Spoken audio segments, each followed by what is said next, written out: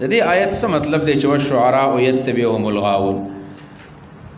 دا په اصل کې د نبی علیہ الصلوۃ والسلام په نبوت باندې چې کوم سوال دی هغه جواب دی. هغه سوال داو چې دا پیغمبر شاعر دی. تو الله جواب وکړو چې پیغمبر شاعر ځکه نه دی چې شعرا داسې خلک دی چې د هغوی ملګري ټول بېلاري. په شعراو پسې څوک رواني ګانې بجانې څوک اوري؟ لوپران مولیان ګانې مانې نه اوري. که چېرته اوري پټې به اوري، د خلکو مخکې نشي اورېدی که نه نشي اورېدی، ځکه چې دا ورته پته ده چې دا ګناه ده. ښه سړی دی، سړی تبلیغي دی، امیر صاحب دی، ګیره برېښه ده، هغه چېرته ګانې مانې اوري نه. په لارو باندې تاسو سره د هلکان مخې له درځي نو هینډسپریانې په غوږ کې ښودي. دا به چا ښودي؟ دا به دې شخولي به ښودي لوپر چې کوم سړی ښه سنجیده انسان دی، په غوږ کې هینډسپري نه ږدي بیا. نو که ویلپرز نبی علیہ السلام شاعر وی نو د نبی علیہ السلام ملګري به بیا لوپران وی. د نبی علیہ السلام ملګري لوپران نه دي، چې نه دي نو پیغمبر شاعر نه دی. نبی علیہ السلام به شعر نه وایو. البته سوال لازم چې نبی علیہ السلام خو شعرونه ویلي دي. نو جواب دا دی، دوه جوابې دي. یا خو خپل شعر د پیغمبر نشته دی چې کم شعرونه ویلي دي نو دا شعرونه بنیادي طور باندې د بل چا شعرونه وو. او دویم نمبر دا ده چې شعر به وایو هم به غلط وایو، د شعر په ذوق کې به نه شو ویلی. او یو شعر یې ووایو چې کفا بالاسلام والشیب للمرء ناهیه، کفا بالاسلام والشیب للمرء ناهیه.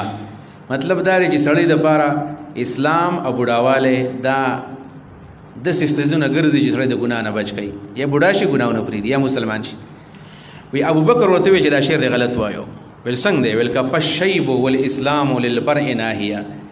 کپا شیب والاسلام، یو اسلام مخکې، شیب مخکې دی، اسلام وروسته دی، او با پکې نشته دی. تا پکې دوه غلطیانې وکړلې. نو نبی علیہ الصلوۃ والسلام به اشعار چې ویل اکثر به غلط ویلو.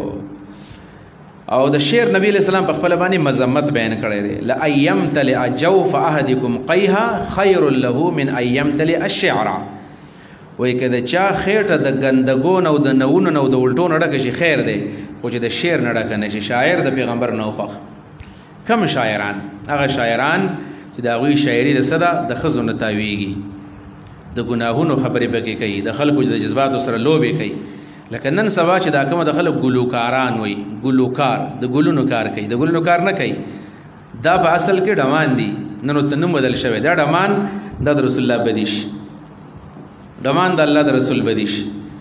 خو د هغې باوجود نبی علیہ الصلوۃ والسلام شاعران ساتلی دي. حسان بن ثابت ساتلی دی، هغه شعرونه ویلو. نو جواب دا دی چې شعر او شاعري دوه قسمه ده. یو ښه شاعري ده چې د دین حفاظت پکې کېږي، د اسلام خدمت پکې کېږي، او دارنګې عشقي اشعار نه د چا جذبات نه راوچتې نو جایز. او د دې نه علاوه چې دا اوتي بوتي نو دا جایز. لاندې د هغې شعرونو شرایط بیانېږي چې کم کم شعر صحیح دی.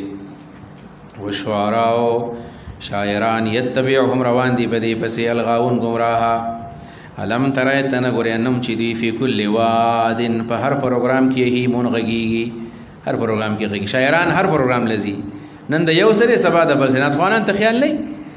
ناتخوانان تاسو کې څوک نه خفه نه شي، خو ناتخوانان چې بس هر پروګرام کې ناتخوانان سر وهي. هر پروګرام کې دا نه ګوري دا پروګرام د چا دی، بس سر وهاو پیسې مې سیاله.